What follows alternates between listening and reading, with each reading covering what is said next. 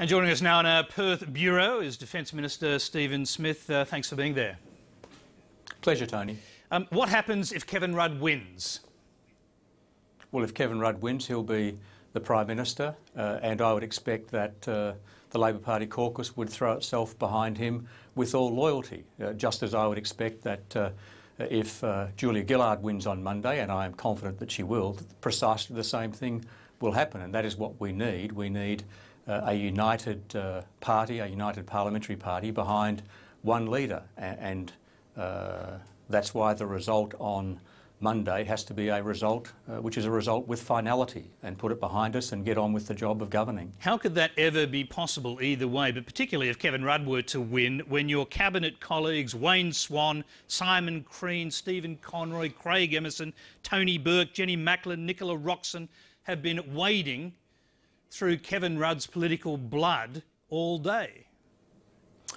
Well, Tony, any leadership challenge, and I've been through many in different guises, whether at state or federal level, there are robust things said, there are strong views expressed, and I think generally the community understands that when you are having a contest, when you're having a ballot, firm points of view are put. The most important thing is... Can I just interrupt you there? Stephen Smith, sorry about that, but these are not just robust comments. I mean, these accounts suggest Kevin Rudd was an incompetent leader, duplicitous, a liar and a traitor to the party. I mean, these are much more than robust views. There's no going back from this sort of stuff. Well, answer, Tony, is yes, there is, and you and I have both been around long enough to know that precisely the same things were said in the run-up to the first Hawke-Keating challenge, the second Hawke-Keating challenge, challenges where Kim Beazley was deposed and the like. So let's not think or pretend that what's occurring on this occasion is anything out of the ordinary that we've seen in previous contests, whether Labor or Liberal. What is required here is clear air for the government to get on with the job of governing. My view is that we have done a good job of protecting the national security interests of the Commonwealth. We've done a good job of protecting our economic interests.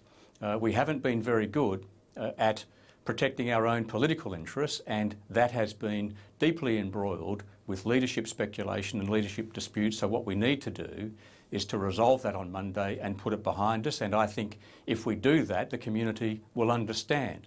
We've still got some 16 to 18 months to go before the scheduled election. I've always been confident that this parliament would go its full term, and if you look at the achievements that Julia Gillard has made from a minority government position, we are racking up a very significant reform program which is in the nation's interest. OK, now I hear you're setting out a relatively positive message there, but your colleagues are not. Why was it necessary, or felt necessary, to destroy Kevin Rudd's legacy in order to make the case that Julia Gillard should be Prime Minister? Well, I think a number of journalists, a number of people, a number of members of the public have in recent time asked this question, which is, please explain why we went to bed one night and Kevin Rudd was Prime Minister and we woke up the next day and Julia Gillard was Prime Minister. Why was he replaced? And given the speed with which he was replaced, I think it's a legitimate question to answer in this context, and how I analyse that, how I answer or respond to that question is to say that in one sentence that what had occurred by the end of Kevin's Prime Ministership, and people should recall that at that time, if you rely upon opinion polls, which I don't exclusively, he was deeply unpopular, but the real point was this: the overwhelming majority of the Cabinet and the caucus and the party had come to a conclusion that if we had a difficult policy or political issue, we couldn't work that through with him.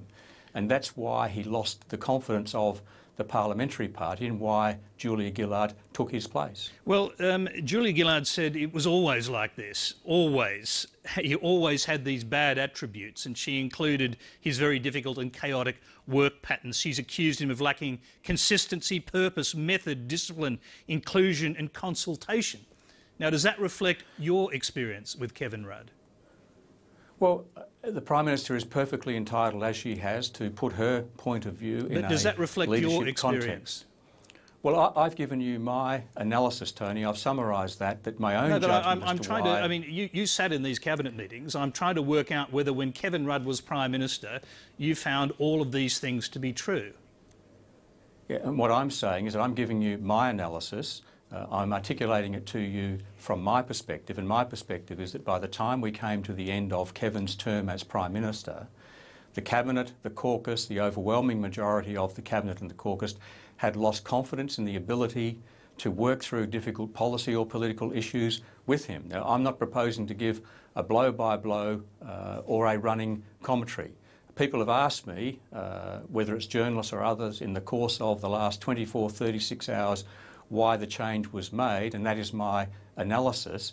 My reason for strongly supporting Julia Gillard is that my analysis on that historical point hasn't changed, but more importantly, we need to strike out for the future, and I think Julia Gillard gives us the best chance from a minority government position of continuing to rack up Labor Party reforms, of continuing to do things which are in the nation's long-term economic and national security interests. Okay, but I asked the question and I'm pressing it because there's clearly disagreement even in the Cabinet on this. Chris Bowen says when he needed to make a decision or needed a decision from Prime Minister Rudd or his Cabinet was made in an orderly and efficient way. Robert McClellan, who was Rudd's Attorney-General, says he was a stickler for process and hard work. Another of his Cabinet ministers, Kim Carr, calls him a man of great breadth of vision and commitment. So who are we supposed to believe? Who is the public supposed to believe? Tony, you're in the same Cabinet, but everyone has totally different views on how well he did. Well, and guess what, Tony? You're in the middle of a leadership ballot. You've got different people supporting different candidates. You've also got people expressing or articulating their view of history or their own personal experience. And if you get any group of 20 sitting around a table, people's personal experiences may well be different. I don't see the point in dwelling upon that. I've given you my analysis. Yeah, no, I speak for myself. I appreciate that you don't see the point in dwelling on it, and you may well be embarrassed by the degree to which your colleagues have gone overboard on this. For example, Stephen Conroy suggesting that Prime Minister Rudd had contempt for the public.